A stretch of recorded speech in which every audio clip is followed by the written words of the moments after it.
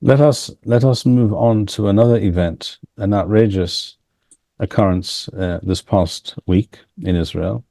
I refer to the accusations against Israeli military prison guards and the arrest of said guards at the State Teman military prison, where many of the Islamo-Nazis who invaded Israel on Shmini Atzeret, the last day of the festival of Sukkot, at the beginning of the Jewish year, on the 7th of October 2023, according to the Gregorian calendar.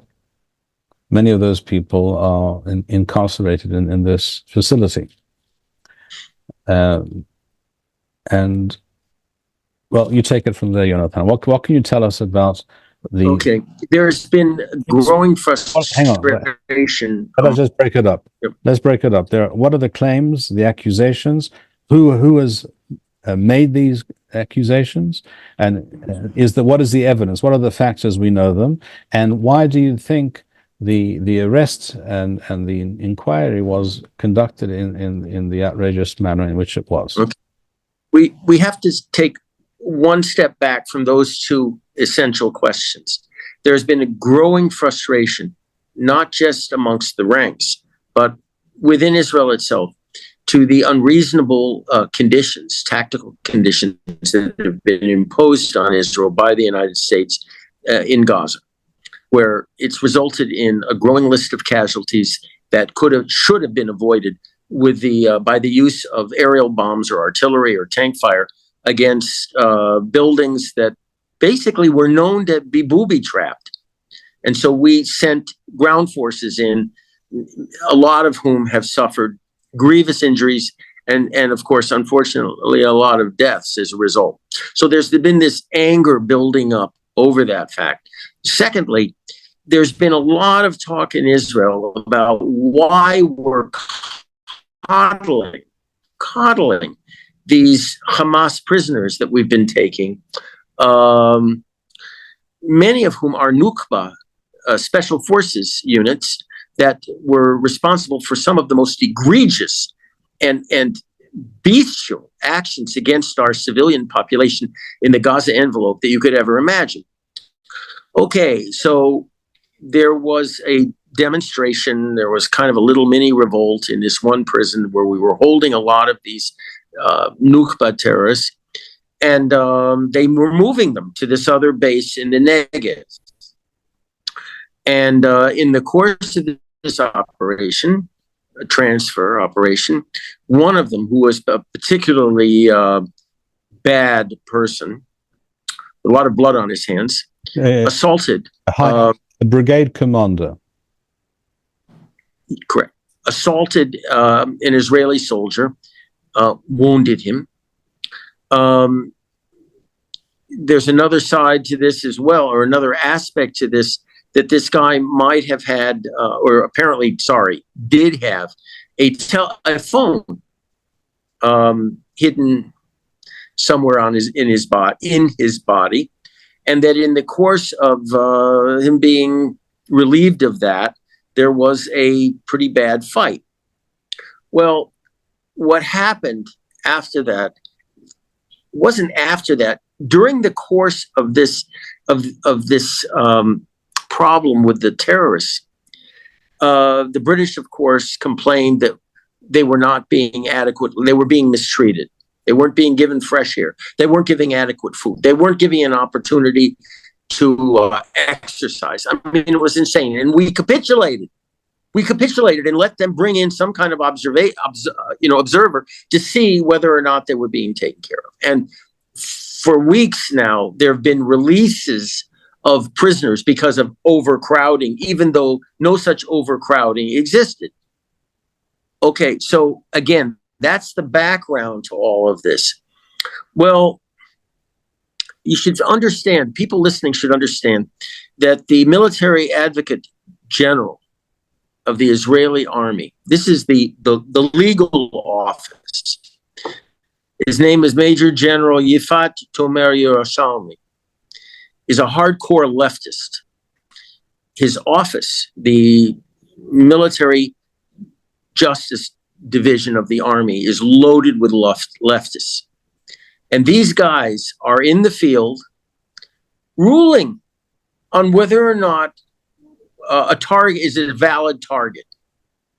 Well, you know, in warfare, decisions sometimes have to be made in a split second. And these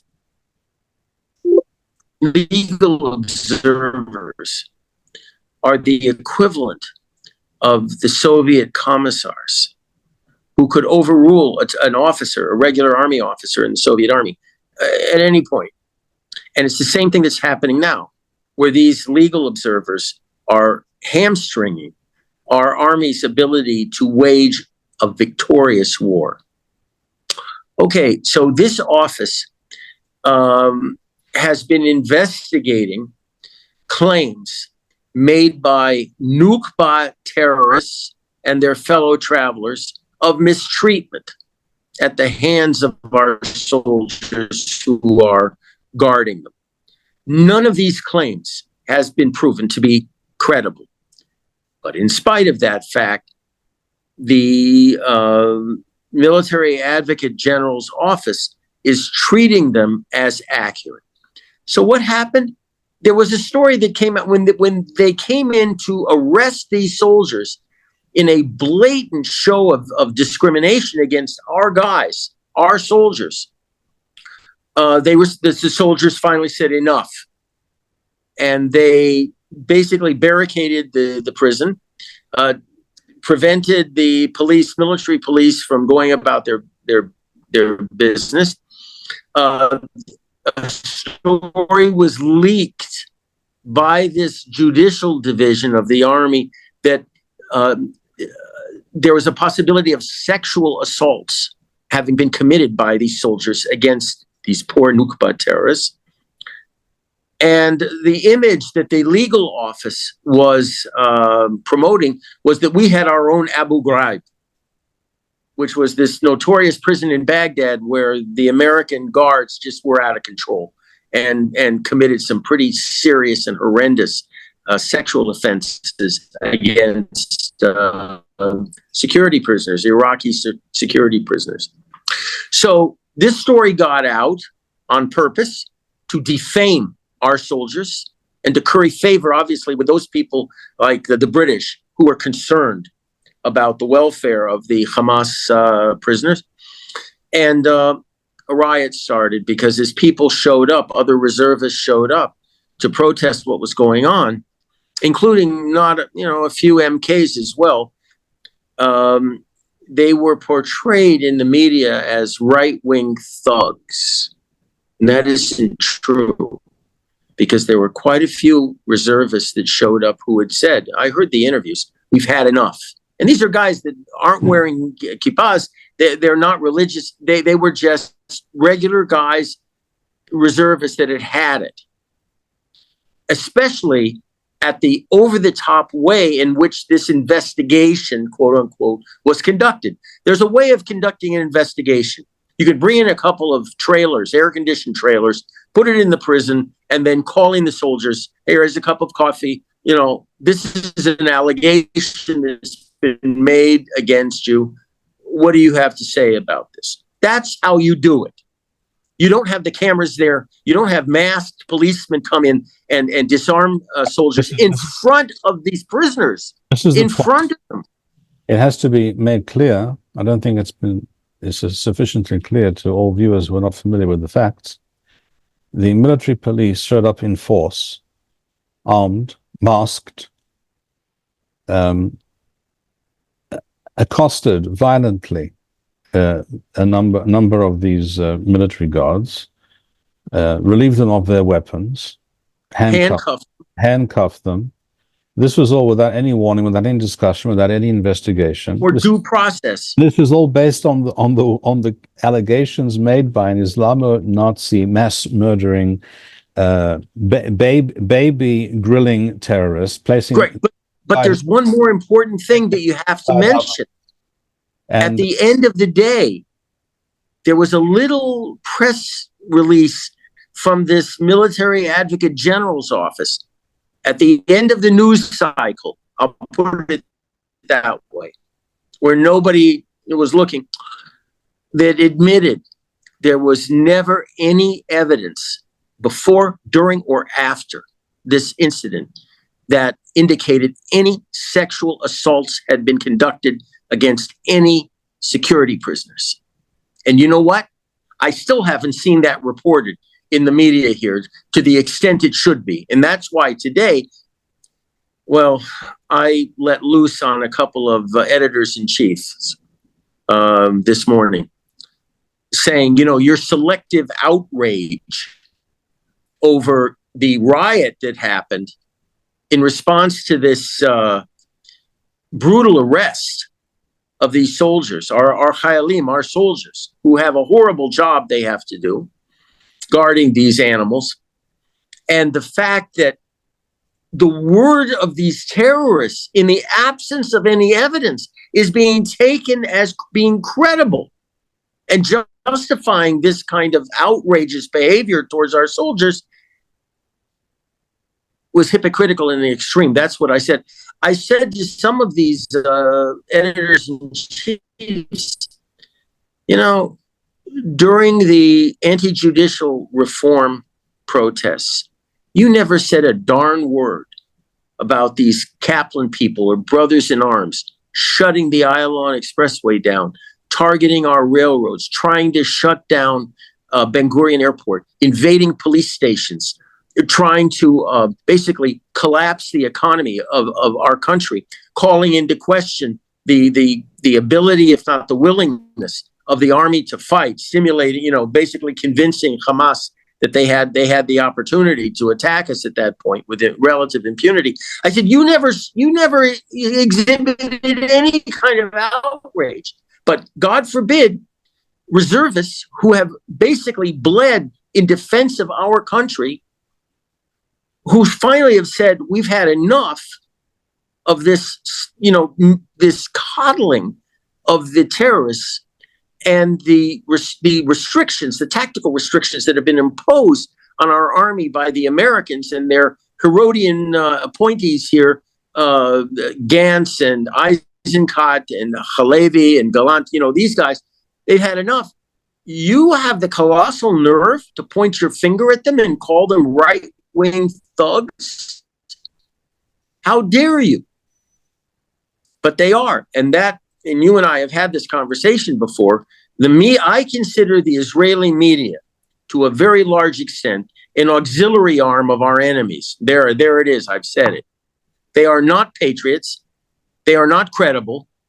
They're absolutely irresponsible in what they say, and they are pursuing basically a totalitarian dictatorship.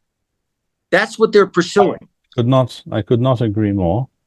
I wish to add that the way the raid and the arrest, the violent arrest, the humiliating manner in which it was conducted by armed, masked military officers, which, by the way, is against the law. I heard this said on Channel 14 by a lawyer who's in the know. He says it is against the law for a policeman, military or civilian, to arrest anybody when he is masked and cannot be identified. Quite correct. And without any cameras, no cameras on them at all. All right. Now, this is the point. This raid on the State Teman military compound, and the way it was conducted, and the time of day, it was in the middle of the day, and it was done in such a manner that it was clear and obvious in this age of the cellular camera. It was clear that some of this, at least, would be immediately captured by people's cameras, and within minutes would be on the internet, and it was. Absolutely. That's where I saw it first. This I claim, and I'm not alone in this claim, I claim this was all very, very deliberate. Why? Now, why was it done in this fashion? The reason, I believe, is as follows. as you said before, as we've said many times, these people, first of all, these are all students and students of these great professors, Avi Sagi and Asa Kasher. They all believe in that moral, ethical code, and they wish to be accepted in the world of in the judicial world as upstanding citizens, denizens of international law.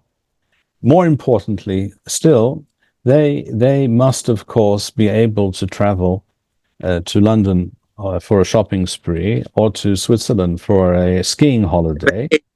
Yeah. How are they going to be able to do that if they themselves are at on the receiving end of international arrest warrants directed against them? So they have been going out of their way since October 7th to demonstrate excessive zeal, to put it very mildly, in the application of all these fake legal and ethical theories and propositions. And that's why it came out recently, in the wake of this incident at State Teman.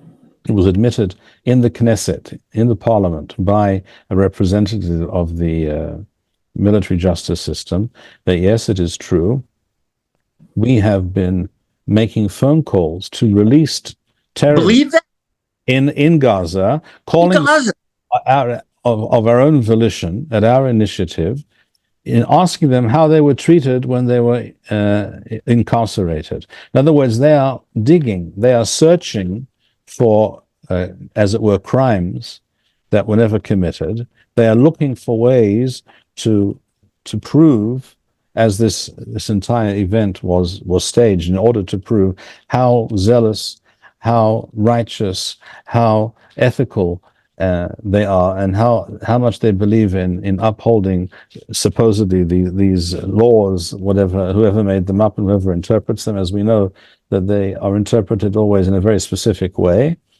and to our detriment.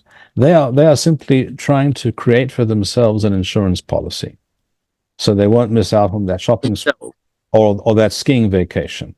That's what it's all about. These people are truly a fifth column amongst us. This is why I have called for the dismissal of the military advocate general, this Major General Yifat Tomer Yerushalmi. He has got to be dismissed with prejudice. And it's a Shia, I believe, no? Yeah. And to have the entire judge advocate corps dismissed. There has to be every one of them has to be replaced. Every one of them. And the use of them as basically as commissars, overseeing the propriety of certain military actions, as to see whether or not they're consistent with international humanitarian law. As I said before, there is only one. It's impossible to wage a war this way.